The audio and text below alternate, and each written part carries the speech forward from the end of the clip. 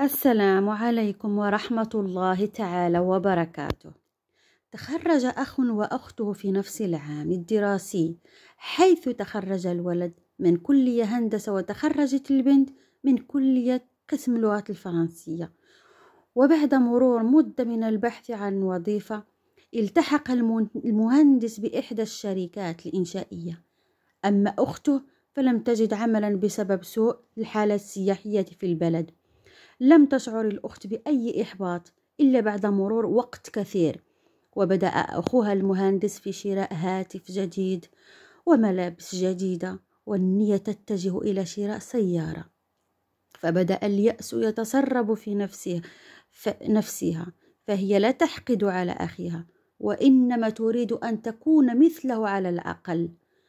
بدأت علامة الحقد والغيرة تظهر على وجهها تجاه أخيها، وأخذت تعامله معاملة سيئة، مع أن أخاها لم يكن له ذنب في أي شيء.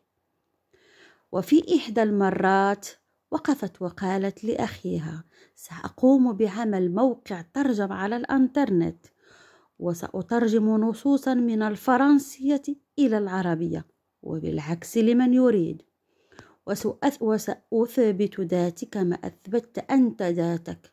وبالفعل قامت بعمل صفحة على الإنترنت، ولم يمر سوى أسبوع وأرسل إليها شخص ما بعض النصوص لتترجمها، وأعطاها عنوانه لترسل إليه كل النصوص المترجمة بعد طباعتها عن طريق البريد، كما أعطاها 100 جنيه على كل نص. وبالفعل النشاط يدب في أوصال الفتاة، وتكرر هذا الموضوع أكثر من مرة، وبدأت تتحسس حال هذه الأخت اليائسة، وبدأت تشتري كل ما تحلم به، ثم بدأت تحاول أن تثبت لأخيها أنها أفضل منه.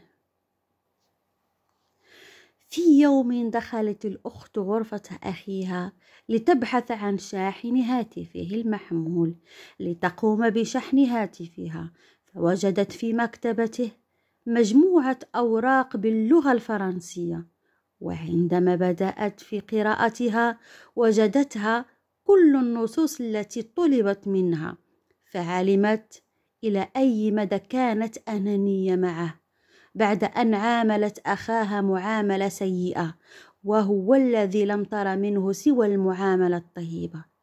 وعلمت مدى محبة أخيها نحوها التي ظهرت في تصرفه تجاهها، مع أنه لم ير منها سوى المعاملة السيئة.